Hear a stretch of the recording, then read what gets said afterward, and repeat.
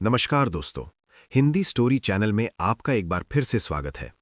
तो चलिए कहानी को शुरू करते हैं। पुराने समय की बात है। एक महान विद्वान ब्राह्मण थे जिनका नाम आचार्य रामानंद था। आचार्य के परिवार में केवल वे, उनकी पत्नी और उनका एक छोटा बेटा था। आचार्य का अधिकांश समय अध्ययन और लेखन में ही व्यतीत होता था। उन्होंने कई महत्वपूर्ण पुस्तकें और ग्रंथों की रचना की थी, परंतु वे अपने लेखन और ज्ञान में इतने व्यस्त रहते थे कि अपने इकलौते पुत्र गौरव पर ध्यान देने का समय ही नहीं निकाल पाते थे। एक दिन आचार्य की पत्नी ने उनसे कहा, क्या आपको अपने इकलौते पुत्र से कोई प्रेम या ममता है भी या नहीं? पूरे दिन आप बस अध्ययन और लेखन में ही व्यतीत करते हैं। आचार्य ने उत्तर दिया, मेरे पास इन भावनाओं के लिए समय कहाँ है। आचार्य जी विद्वानों के बीच बहुत प्रतिष्ठित थे और राजा के दरबार में भी उनका अत्यंत सम्मान था। राजा ने कई बार उन्हें अपने दरबार में सलाहकार बनने का अनुरोध किया, लेकिन आचार्य हमेशा ये कहकर इनकार कर देते थे, महाराज, आपकी सेवा में आने पर मुझे आपकी चापलूसी करनी पड़ेगी, जो मैं नहीं कर सकता। दूसरी ओर उनका पुत्र गौरव अपनी मां के अत्यधिक लाड़ प्यार में बिगड़ गया था। वो पाठशाला जाने के बजाय आवारा लड़कों के साथ समय बिताने लगा। आचार्य जी अपने अध्ययन और लेखन में इतने व्यस्त रहते थे कि उन्हें अपने पुत्र की हरकतों का पता ही नहीं चलता था। गौरव ने जुआ खेलना शुरू कर दिया और समय के साथ मदिरापान भी करने लगा। उसकी संगत कुछ चोर उचक्कों जैसे युवकों के साथ हो गई थी। एक दिन की बात है, गौरव अपने चोर मित्रों के साथ मंदिर में चोरी करने के लिए गया। जब वे तीनों मंदिर में चोरी कर रहे थे, तभी एक पहरेदार ने उन्हें हाथों पकड़ लिया। पहरेदार उन तीनों को पकड़कर सीधे राजा के पास ले गया और बोला, महाराज, ये लड़के मंदिर में चोरी करते हुए पकड़े गए हैं और इनमें से एक आचार्य जी का पुत्र गौरव है। ये सुनकर राजा भी अचंभित रह गए कि ज्ञान और धर्म का उपदेश देने वाले आचार्य का पुत्र चोरी में लिप्त है। राजा ने तुरंत एक सैनिक को आचार्य जी के घर सूचना देने के लिए भेजा। सैनिक ने जाकर कहा, आचार्य जी, आपका बेटा राजमहल में है, उसे मंदिर में चोरी करते हुए पकड़ा गया है। ये सुनकर आचार्य जी ने कहा, ओह, ये क्या हो गया? मेरे मुंह पर तो काली स्याही लग गई। अब मैं किसी को क्या मुंह दिखाऊंगा? उनकी पत्नी ने कहा, महाराज आपका बहुत सम्मान करते हैं, आप चाहें तो उसे माफी मिल सकती है। आचार्य जी ने उत्तर दिया, नहीं, मैं किसी अपराधी की सिफारिश नहीं करूंगा, ये भी एक अपराध है। पत्नी ने व्याकुल होकर कहा, अगर आप राजा के पास नहीं गए तो मैं अपनी जान दे दूंगी। इस प्रकार आचार्य जी ने अपने सिद्धांतों के आगे झुकने से इनकार कर दिया और यही उनके व्यक्तित्व की महानता को दर्शाता है। आचार्य जी ने भारी मन से कहा, ओह, तुम्हारी इस जिद की वजह से मुझे राजा के पास जाना ही पड़ेगा। पत्नी की बात मानकर अनिच्छा के बावजूद वे राजमहल पहुंचे। दरबार में उन्होंने राजा से निवेदन किया, राजन, मेरा पुत्र अभी नाबालिग है, कृपया उसे क्षमा कर दीजिए। राजा ने गंभीरता से उत्तर दिया, यदि ऐसी बात है तो आपको राज दरबार में सभी के सामने मुझसे सार्वजनिक रूप से माफी मांगनी होगी, तभी मैं आपके पुत्र को माफ कर सकता हूं। आचार्य ने सिर झुकाकर कहा, ठीक है राजन, मैं भरे दरबार में अपने पुत्र के लिए आपसे क्षमा याचना करता हूं। आचार्य की इस विनती पर राजा ने उनके पुत्र को इस शर्त पर माफ कर दिया कि भविष्य में वो कोई अपराध नहीं करेगा। परंतु इस घटना के बाद आचार्य की प्रतिष्ठा को गहरा आघात पहुंचा। वे जहां भी जाते, लोग कहते, आचार्य का बेटा तो चोर और उचक्का है। ये सब सुनकर आचार्य जी को बहुत दुख होता। इस अपमान और बेइज्जती के चलते वे बीमार रहने लगे। उनके स्वास्थ्य पर इसका गहरा प्रभाव पड़ा। बेटा तो घर आ गया, लेकिन चोरी की उसकी आदत नहीं गई। उसने आचार्य जी की किताबें उठाकर बेचना शुरू कर दिया। एक दिन आचार्य जी ने पूछा, मेरी पुस्तकें कहाँ गईं? बेटे ने लापरवाही से कहा, पिताजी, मैंने घर का कूड़ा कचरा साफ कर दिया। आचार्य क्रोधित होकर बोले, अरे निकम्मे, तूने मेरा सर्वनाश कर दिया। बेटा ऊंचे स्वर में बोला, आप तो हमेशा मुझे कोसते ही रहते हैं। मुझे लगा वे किताबें किसी काम की नहीं हैं, इसलिए मैंने उन्हें बेच दिया। आचार्य जी ने उसे ज्यादा कुछ नहीं कहा। समय बीतने के साथ साथ आचार्य जी की बीमारी और गंभीर होती गई। वे चिंतित रहने लगे कि उनके बाद उनकी पत्नी और आवारा पुत्र का क्या होगा। बीमार होने के बावजूद वे एक महत्वपूर्ण ग्रंथ की रचना में लगे रहे। वे मन ही मन सोचते, मैं ये ग्रंथ पूरा करके ही मरूंगा। बीमारी के बावजूद वे दिन रात लिखते रहे और एक दिन वो ग्रंथ पूरा हो गया। उन्होंने सोचा, मेरा ग्रंथ तो पूरा हो गया है, लगता है अब मेरे जीवन के दिन भी पूरे हो गए हैं। उस दिन उन्होंने अपने बेटे को पास बुलाया और कहा, बेटा, अभी भी समय है, तुम संभल सकते हो, अपने आप को काबिल बना सकते हो। उन्होंने अपना लिखा हुआ ग्रंथ बेटे को देते हुए कहा, बेटा, तुम्हारी बर्बादी मेरी ही लापरवाही का नतीजा है। ये अमूल्य ग्रंथ संभाल कर रखना। तुम्हें देने के लिए मेरे पास इसके अलावा कुछ और नहीं है। गौरव ने वो ग्रंथ अपने पास रख लिया, परंतु मन ही मन वो सोच रहा था, मैं इस पोथी का क्या करूंगा? मुझे पढ़ना लिखना तो आता ही नहीं। अगर पिताजी ने कुछ पैसे दिए होते तो बात भी थी। अगले दिन सुबह आचार्य जी का देहांत हो गया। उनकी मृत्यु के बाद उनके परिवार पर मानो दुखों का पहाड़ टूट पड़ा। परंतु गौरव को इस बात की कोई चिंता नहीं थी। वो तो अपने पिताजी के सामान में धन की तलाश करने लगा। पिताजी ने मेरे लिए एक कौड़ी भी नहीं छोड़ी। गौरव निराश होकर बैठ गया। कुछ समय और बीता तो माँ बेटे की हालत इतनी खराब हो गई कि खाने के भी लाले पड़ने लगे। एक दिन माँ ने तंग आकर बेटे से कहा, बेटा, कुछ काम धंधा करके लाओ, नहीं तो हम भूख से मर जाएंगे। गौरव ने उदास मन से उत्तर दिया, माँ, मुझ जैसे अनपढ़ और बदनाम इंसान को कौन काम देगा? ये सुनकर माँ ने सोचा, क्यों ना मैं राजा के पास जाऊं। मेरे पति का राजा बहुत सम्मान करते थे, शायद वो हमारी मदद कर दें। ये सोचकर वो राज दरबार पहुंची और गुहार लगाई, महाराज, हम भूखों मर रहे हैं, हमारी सहायता कीजिए। राजा ने कठोर स्वर में कहा, किस बात की मदद? तुम्हारे पति को मैंने कई बार सलाहकार बनने का कहा था, लेकिन आचार्य हमेशा यही कहते रहे कि महाराज, आपकी सेवा में आने पर मुझे आपकी चापलूसी करनी पड़ेगी, जो मैं नहीं कर सकता। राजा ने आगे कहा, तुम्हारा बेटा अब कमाने लायक है, मैं तुम्हारी कोई सहायता नहीं कर सकता। निराश होकर माँ घर लौट आई।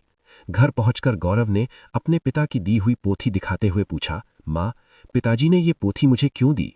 माँ ने दुखी स्वर में कहा, बेटा, ये तेरे पिता के ज्ञान की आखिरी निशानी है। गौरव ने उस पोथी को पढ़ने की कोशिश की, पर वो उसके लिए काला अक्षर भैंस बराबर थी। कुछ सोचकर वो अपने पड़ोसी शामू काका के पास गया और बोला, रामू काका, आप तो पढ़े लिखे हैं, क्या आप मुझे इस पोथी का अर्थ बता सकते हैं?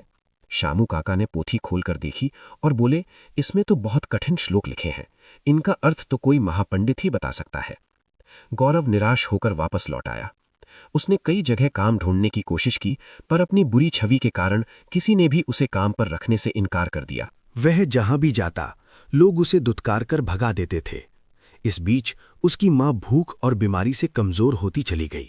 मां की लाचारी और उसकी भूख देखकर गौरव ने खाने का इंतजाम करने का निश्चय किया और घर से निकल पड़ा। चलते चलते उसकी नजर एक बगीचे पर पड़ी, जिसमें फलों के पेड़ लगे हुए थे। वह अपने आप को रोक न सका और बगीचे के भीतर चला गया। गौरव ने जल्दी से कुछ फल तोड़े, लेकिन तभी बगीचे का पहरेदार वहां आ गया। संयोग से वह बगीचा महाराज का था।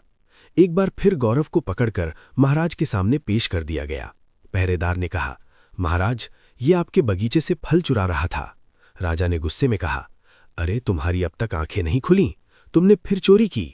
गौरव गिड़गिड़ाकर बोला, महाराज, मैं कई दिनों से भूखा हूं। राजा ने कड़क आवाज में कहा, चुप हो जाओ। अगर तुम आचार्य के पुत्र ना होते तो तुम्हें सूली पर चढ़ा देता। तुम्हारी यही सजा है कि तुरंत मेरा राज्य छोड़ दो। वह बेचारा यह भी ना कह सका कि वह भूख से लाचार है। राज्य से निकाले जाने की सजा पाकर जब गौरव घर लौटा तो उसकी मां की मृत्यु हो चुकी थी। कई दिनों से उसने कुछ नहीं खाया था और उसे हमेशा यही चिंता सताती रहती थी कि मेरे जाने के बाद मेरे बेटे का क्या होगा। दुखी मन से गौरव ने अपनी मां का अंतिम संस्कार किया और राज्य छोड़ने का निश्चय कर लिया। उसने अपने पिता की दी हुई पोथी को संभालकर एक थैले में रखा और राज्य छोड़कर चल दिया।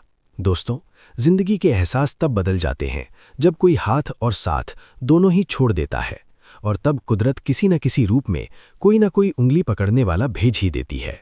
मुस्कुराकर चलते रहिए। मुंह पर कड़वा बोलने वाले कभी धोखा नहीं देते। डरना तो मीठा बोलने वालों से चाहिए, जो दिल में नफरत पालते हैं और समय के साथ बदल जाते हैं। नामुमकिन कुछ भी नहीं है। हम वो सब कर सकते हैं जो हम सोच सकते हैं, और वो सब सोच सकते हैं जो हमने कभी नहीं सोचा, क्योंकि सब कुछ संभव है।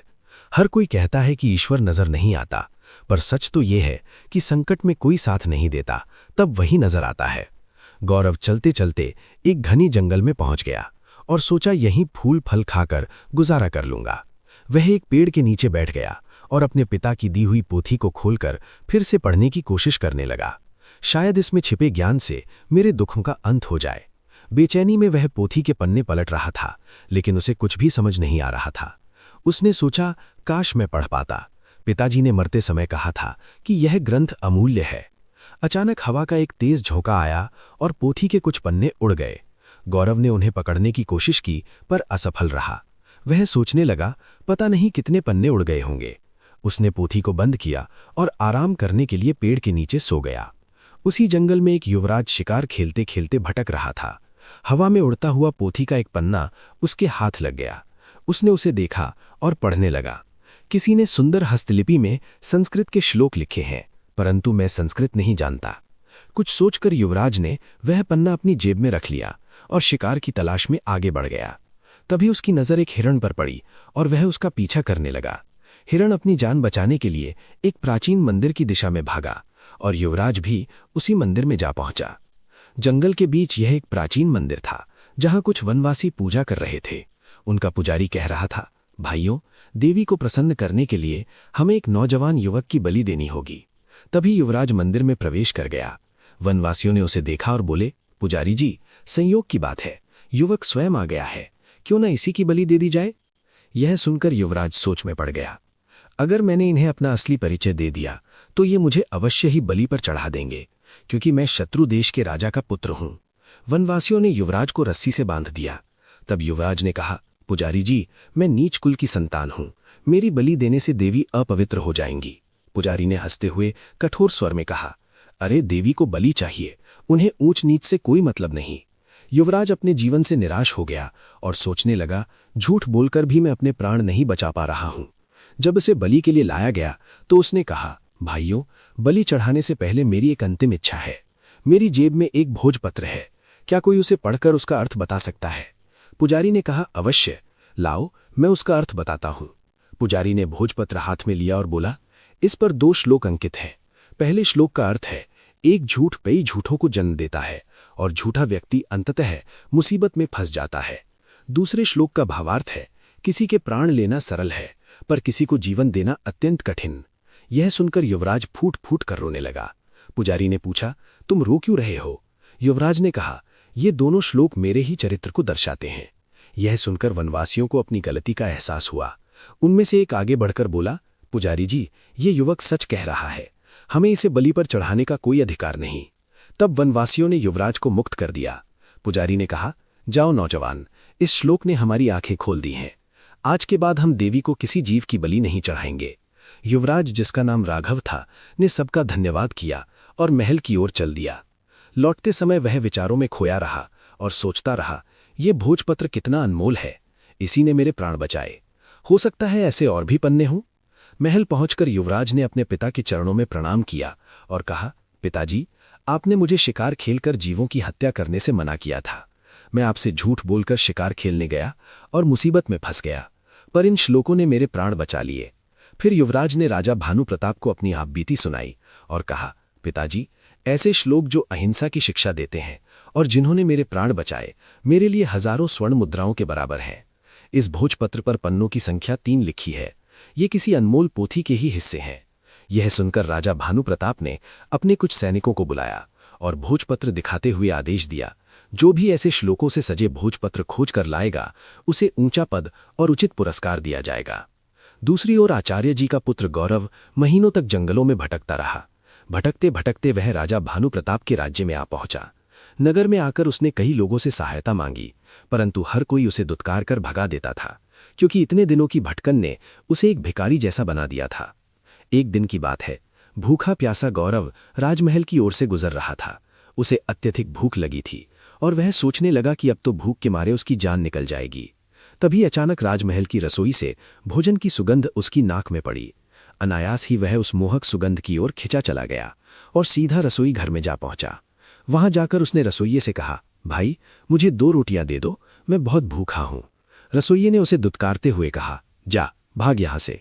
परंतु गौरव की भूख अब असहनीय हो चुकी थी। उसने अवसर पाकर रसोइये की नजरों से बचते हुए 2-3 रोटियां उठा लीं और अपने थैले में डाल लीं। दुर्भाग्य से रसोइये की नजर उस पर पड़ गई। उसने गौरव का हाथ पकड़ लिया और गुस्से में बोला, अरे रोटी चोर, चल तुझे महाराज के सामने ले चलता हूं। गौरव भूख के कारण चल भी नहीं पा रहा था और रसोइया उसे घसीटता हुआ महाराज के पास ले गया। उसने कहा, महाराज, ये भिखारी लड़का राजमहल की रसोई में घुस आया और यहां से रोटियां चुरा लाया है, जो इसके थैले में है। महाराज ने सिपाहियों को आदेश दिया, इस भिखारी के थैले को उल्टा कर दिया जाए। एक सिपाही आगे बढ़ा। उसने गौरव का थैला छीना और उल्टा कर दिया। थैले से रोटियों के साथ साथ वह ग्रंथ भी निकल आया जो गौरव के पिता ने लिखा था। उसी समय युवराज भी वहां से गुजर रहे थे। ग्रंथ को देखते ही युवराज की आंखें चमक उठीं। उन्होंने तुरंत ग्रंथ उठाया और उत्साह से बोले, अरे, ये तो वही अनमोल पोथी है जिसकी हमें महीनों से तलाश थी। फिर युवराज ने गौरव की ओर देखा और आदरपूर्वक सिपाहियों से कहा, इस युवक को सम्मान सहित बैठाया जाए। गौरव को एक सिंहासन पर बैठाया गया।